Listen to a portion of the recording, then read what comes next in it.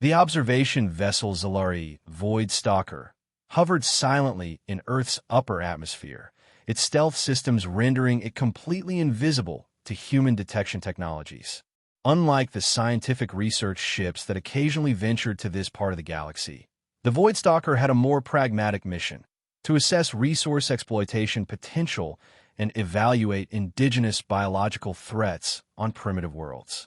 Commander Kthar stood on the bridge, his 6 eyes narrowed as he studied the holographic displays.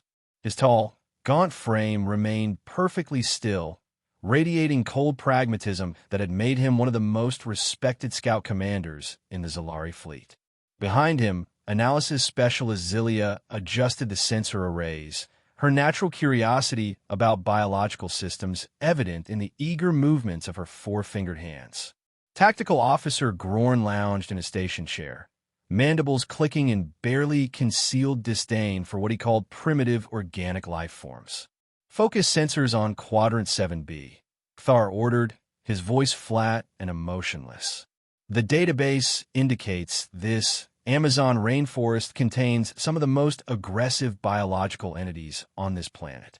The holographic display shifted, zooming in on a section of dense, verdant canopy. The environmental readouts scrolled rapidly across adjacent screens. Extreme humidity, thick atmosphere, complex ecosystem layering, and biological diversity readings that were unusually high even by galactic standards. "Commander," Zilia called, her voice rising with interest. "I'm detecting an isolated biological signature. Humanoid. Alone.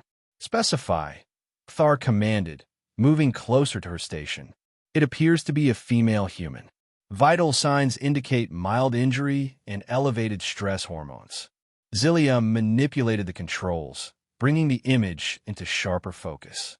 "According to our database classification, this is a Homo sapiens, bipedal, intellectually capable but physically unremarkable, particularly vulnerable in this environment." The image crystallized, revealing a woman making her way cautiously through the dense undergrowth. She wore torn, khaki clothing, carried a small backpack, and moved with the careful deliberation of someone conserving energy while remaining alert. A small knife was sheathed at her waist, and what appeared to be a damaged communication device hung uselessly from her belt. "Interesting specimen," Kthar observed dispassionately. "Identification." Zilia consulted another display. Records accessed from their global information network identify her as Dr. Elena Petrova, a botanist affiliated with an international research institution. Her expedition transport crashed 3 days ago. The rest of her team was rescued, but she became separated during the evacuation. Grorn snorted, a harsh sound of derision. 3 days? In that environment? She's already dead, just still walking. Kthar ignored him, addressing Zilia instead. Biological status? Dehydration beginning to set in. Minor lacerations on extremities. Elevated cortisol levels indicating severe stress. Physical exhaustion approaching critical threshold. Zilia's voice contained a hint of something almost like sympathy. Her survival probability is decreasing with each cycle. "Deploy microdrones," Kthar ordered. "Full sensory array. I want detailed documentation of the natural biological degradation process. This will provide valuable baseline data on human resilience, or lack thereof," Grorn added with another derisive click of his mandibles. As the silent, nearly microscopic observation drones deployed from the ship and surrounded Dr. Petrova, another alert sounded on Zilia's console. Her 4 eyes widened simultaneously. "Commander, large biological entity approaching the human's position. Mass reading is extraordinary." Kthar turned his attention to the new sensor data. "Identify." Cross-referencing with planetary database, Zilia worked the controls rapidly. "No exact match. Closest analog is a species known as Eunex murinus or green anaconda, but this specimen exceeds known size parameters by approximately 400%. The sensor image shifted, revealing a massive serpentine form moving with surprising stealth through the forest undergrowth. Its scales gleamed with an iridescent quality that suggested adaptive camouflage, and thermal imaging showed a highly efficient metabolism despite its enormous size. Fascinating, Kthar murmured, genuine interest creeping into his voice for the first time. A genetic anomaly, or perhaps an undocumented species. Record all biological metrics. I am designating it Serpens rex amazonis for our records, Zilia announced, her scientific enthusiasm evident. Preliminary analysis suggests a length exceeding 20 Earth meters. Its scales appear to have unusual density, almost armor-like in composition. Venom glands are present, but modest in size, suggesting they're secondary to its primary hunting strategy of constriction. The drones have recorded it dispatching other large fauna with remarkable efficiency. Gorn added, suddenly more engaged. It appears to be the uncontested apex predator in this local ecosystem. Kthar studied the creature's movement patterns with professional appreciation. Focus all observation resources on the interaction zone. This will provide excellent data on predator-prey dynamics in this biosphere. The three aliens watched in clinical silence as the massive serpent detected the human's presence and began a calculated approach. The sense of wrongness hit Dr. Elena Petrova suddenly, a primal warning that cut through her exhaustion. 3 days lost in the Amazon had pushed her to her limits. The helicopter that had rescued the rest of her research team had been unable to locate her after she'd fallen down a ravine during the evacuation. Her satellite phone was damaged beyond repair, her emergency supplies were dwindling, and the small cuts on her arms and legs were becoming increasingly irritated in the humid air. But none of that compared to the sudden, overwhelming feeling that she was being watched. Not by human eyes, by something else. She stopped moving, ears straining to capture any sound beyond the constant ambient noise of the rainforest. There, a subtle displacement of foliage that didn't match the pattern of the breeze. Something large was moving with deliberate stealth, circling toward her position. On board the Void Stalker, the observation screens displayed Elena's vital signs. Her heart rate had increased sharply, and her adrenal glands were now producing significantly elevated hormone levels. She senses the predator, Zilia noted with surprise. Impressive considering the Serpens Rex's stealth capabilities. Instinctual awareness, Kthar responded dismissively. A remnant of their evolutionary past, nothing more. Elena's hand moved to the knife at her belt, drawing it slowly. A pathetically inadequate defense, but better than nothing. She began backing toward a large tree, tried to eliminate at least one angle of approach. The movement came with shocking speed. One moment the forest seemed empty, the next a massive serpentine head burst through the foliage. Elena screamed involuntarily, slashing wildly with her knife as 20 meters of colossal snake emerged into the small clearing. The blade glanced harmlessly off the creature's armored scales, not even leaving a scratch. Primitive tool use, Gorn commented with satisfaction. Completely ineffective against evolved biological armor. Elena turned to run, but in the dense undergrowth, her progress was painfully slow compared to the serpent's fluid movement. It cut off her retreat with terrifying intelligence, herding her away from escape routes with precise positioning of its massive body. Note the predator's tactical approach, Kthar observed. It's forcing the prey into an increasingly confined space while minimizing its energy expenditure. On the forest floor, Elena stumbled over an exposed root and fell hard. Before she could regain her feet, the massive snake struck, not with its jaws, but with its body, whipping its middle section around her torso in a lightning-fast movement. Elena screamed again as she felt the powerful muscles begin to constrict. Beginning compression phase, Zilia narrated, monitoring the readings from the microdrones. The Serpens Rex is applying precisely calibrated pressure to restrict lung expansion without immediately crushing the skeletal structure. Efficient, Kthar noted. Elena struggled desperately against the coils wrapped around her body. Her knife was still clutched in her right hand, but her arm was pinned awkwardly, allowing minimal movement. She managed to stab at the scales nearest to her. but the thick armored exterior remained impervious to the small blade. Continued tool use despite its proven ineffectiveness, Gorn observed. These humans lack the ability to adapt their tactics.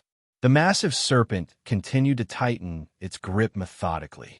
Elena's screams turned to gasps as her lungs found less and less room to expand. The knife fell from her fingers as her oxygen-deprived muscles began to fail. Oxygen saturation in brain tissue dropping rapidly, Zelia reported clinically.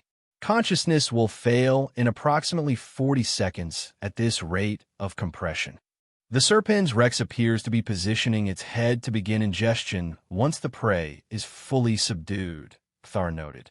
Record full-spectrum data on its jaw dislocation process and digestive preparation. Elena's vision was beginning to darken around the edges. Her struggles grew weaker, more uncoordinated. The pressure on her ribs was excruciating, and she could hear the terrifying creak of bones approaching their breaking point. The massive serpent's head weaved hypnotically before her fading vision, jaws beginning to unhinge in preparation for what would come after she lost consciousness. Mark final biological readings, Thar instructed. Prepare to document the consumption phase. Marking now, Zelia confirmed, her fingers moving over the controls. Then she paused, her 4 eyes blinking in confusion. Commander, there's an anomaly in the human's neurochemical readings. Specify, Thar demanded. Adrenal output has just increased by 800%. Brain activity patterns are shifting dramatically. I've never seen readings like this. On the display, they watched as something changed in Elena's eyes. The fear and desperation vanished, replaced by something else, a wild, primal intensity that seemed to transform her features. Her mouth, which had been gasping for air, contorted into a snarl that appeared barely human. What is happening? Gorn asked, leaning forward in his chair. Before anyone on the Voidstalker could respond, Elena did something that none of them had predicted. Instead of continuing her futile attempts to push away the massive coils, her right hand, the one that had held the knife, suddenly shot up toward the serpent's face. Her fingers, curled into rigid claws, drove directly into one of the creature's eyes. There was a moment of absolute silence on the bridge of the Voidstalker. Then the Serpens Rex emitted a sound that the ship's audio sensor struggled to properly analyze. A high-pitched, agonized screech that seemed impossible from a reptilian throat. Its coils reflexively loosened for a fraction of a second. That fraction was all Elena needed. With movement speed that caused Zelia's monitoring equipment to signal an error, she twisted her body and created just enough space to wrench one arm free. Instead of trying to escape, however, she launched another attack at the serpent's undamaged eye. This is not consistent with our understanding of human capabilities, Zelia stammered, frantically adjusting her instruments. The strength she's displaying exceeds normal human parameters by at least 300%. Gorn said nothing, his earlier disdain replaced by stunned silence as they watched the unthinkable unfold. The Serpens Rex tried to strike with its massive jaws, but Elena, moving with a speed and precision that seemed impossible for an oxygen-deprived, injured human, twisted away. When the jaws snapped shut on empty air, she did something even more shocking. She drove her hand directly into the creature's mouth, grabbing onto something inside. Magnify that section, Thar ordered, his usual calm demeanor shaken. The image zoomed in to show Elena's fingers clamped around one of the serpent's venom-delivering fangs. With a savage wrench that should have been far beyond her physical capabilities, she tore it loose from the snake's mouth. A spray of blood erupted from the wound, and the massive predator thrashed in pain and confusion. Impossible, Gorn whispered, but Elena wasn't finished. Using the momentary loosening of the coils from the snake's pain response, she maneuvered her body to create the slightest additional space. Then, with the broken fang clutched in her hand like a primitive dagger, she began repeatedly stabbing at the softer scales around the serpent's head and neck. Her own vital signs should indicate imminent system failure, Zelia said in disbelief, checking and rechecking her readings. Multiple ribs are fractured. Internal bleeding is likely. Oxygen deprivation should be causing unconsciousness. Yet her neural activity suggests heightened awareness, not diminishment. The battle that followed defied all prediction algorithms in the Void Stalker's advanced systems. The massive serpent, wounded but still overwhelmingly powerful, attempted to reassert its killing grip. Elena, seemingly possessed by something beyond normal human capability, fought with unnatural ferocity. When the snake managed to re-establish constriction pressure, she bit into its scales, using her blunt human teeth with such force that she tore through the armored exterior that her knife couldn't penetrate. When one of her arms was pinned, she used the other to continue her relentless attack, targeting the creature's wounds with uncanny precision. She's not just fighting randomly, Thar observed, his voice uncharacteristically quiet. She's systematically attacking the same vulnerable areas, exploiting each injury to create new ones. Blood, both the crimson red of the human and the darker ichorous fluid of the serpent, soaked the small clearing. The micro-drones captured every moment in high-definition detail, recording a scene that none of the observers could have imagined when they first detected the lone human in the rainforest. "Commander," Zilia said hesitantly, "should we intervene?"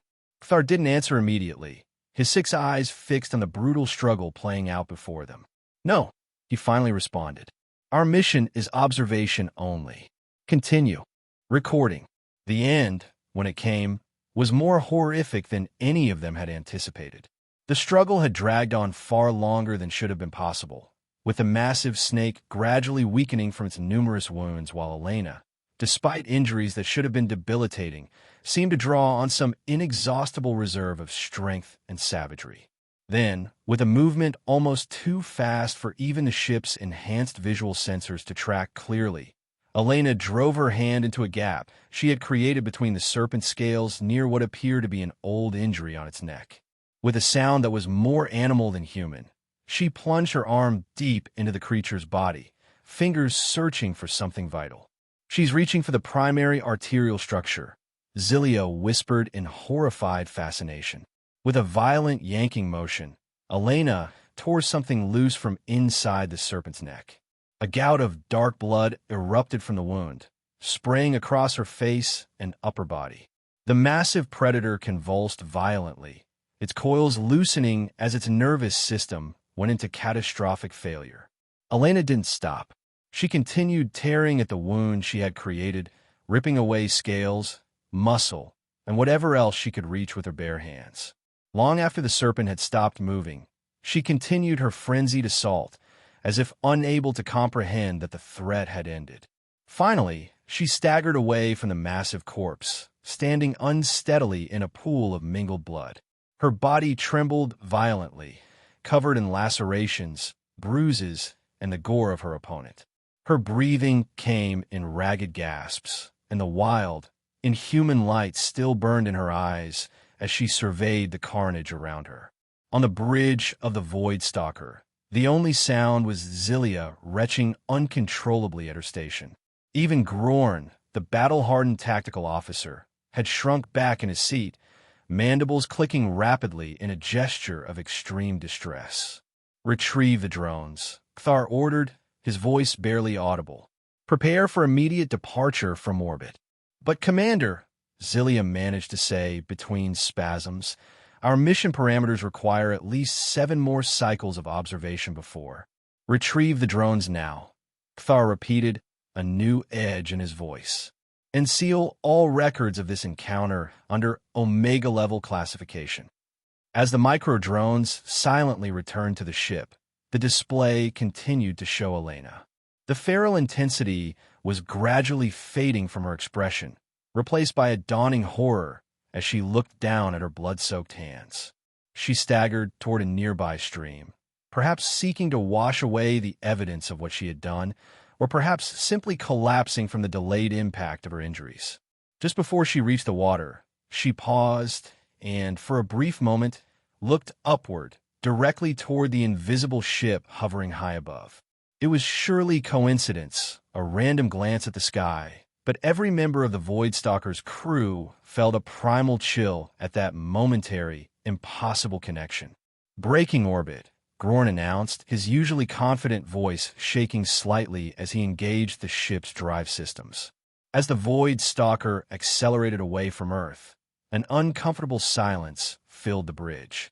Each crew member was lost in their own thoughts, processing what they had witnessed. Zilia was the first to speak. "I need to completely revise our biological assessment protocols," she said, her voice still unsteady. "The strength-to-mass ratio we observed violates every established principle in our database. The pain tolerance and adaptation to oxygen deprivation shouldn't be possible in a species with their neurological structure." "It was a statistical anomaly," Grorn suggested, but without conviction. "A genetic mutation, perhaps." "No," Thar said quietly. "It was more than that." He turned from the view screen, which now showed only the rapidly shrinking blue sphere of Earth. "What we witnessed was not merely physical capability. It was something else, something we have no measurement for." "What will you include in the official report, Commander?" Zilia asked. Thar was silent for a long moment before answering. "Subject Planet Earth contains biological hazards of Omega-level classification. Indigenous dominant species demonstrates extreme survival capacity and potential for violence far exceeding all current metrics. Recommended action, permanent quarantine." "Is that sufficient?" Grorn asked hesitantly. "No," Thar admitted. "But how do I explain what we saw? A supposedly fragile being defeating a predator that by all biological laws should have been invincible against it? How do I quantify the transformation we witnessed? What metrics can I use to describe the moment when intelligence gave way to something more primitive and infinitely more dangerous?" "Perhaps that is precisely what we should report," Zilia suggested. "That the true danger of humans is not there, technology or their numbers, but what lies dormant within them. A capacity for violence and survival that emerges only when they are pushed beyond all rational limits." Thar turned back to the view screen, watching as Earth dwindled to a small blue point among countless stars. "The implications are disturbing," he said finally. "If one seemingly harmless specimen can transform into what we witnessed, what might an entire population be capable of if threatened? What might they become?" As the Voidstalker accelerated to faster-than-light speed, leaving the Sol system far behind, the question hung unanswered in the recycled air of the bridge. What had they truly witnessed in that small clearing in the Amazon rainforest? A statistical outlier? A genetic anomaly? Or had they glimpsed, however briefly, the true face of humanity? Not the civilized, tool-using intelligence they presented to the universe, but something far older and infinitely more dangerous that lurked just beneath the surface, waiting for the moment when survival required it to emerge. Thar shuddered involuntarily, his 6 eyes blinking in rapid succession. For the first time in his long career exploring the dangerous frontiers of the galaxy, he felt something akin to fear, not of the human they had observed, but of the implications her transformation represented. Because the most terrifying revelation wasn't that one human could transform into something capable of defeating an apex predator with her bare hands. It was the possibility that all humans carried this potential within them, a dormant capacity for savagery that defied rational explanation and exceeded the violent capabilities of even the most dangerous predators that natural selection had produced. "Set course for home," he ordered quietly. "And let us hope that humans remain confined to their world for a very long time to come."